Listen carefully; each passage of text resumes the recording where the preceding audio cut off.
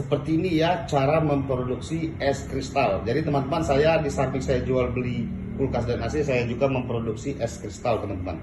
Ya, oke, dinyalakan. Oke, setelah dicolokkan teman-teman, di bagian tombol kita dibuat min 2 teman-teman ya.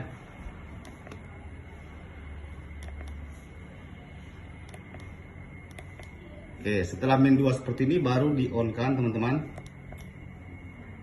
Itu sudah berjalan teman-teman ya. Setelah kurang lebih setengah jam baru kita lihat hasilnya teman-teman ya. Sudah mulai jadi teman-teman. Seperti ini. Kalau sudah banyak baru kita lakukan pembungkusan.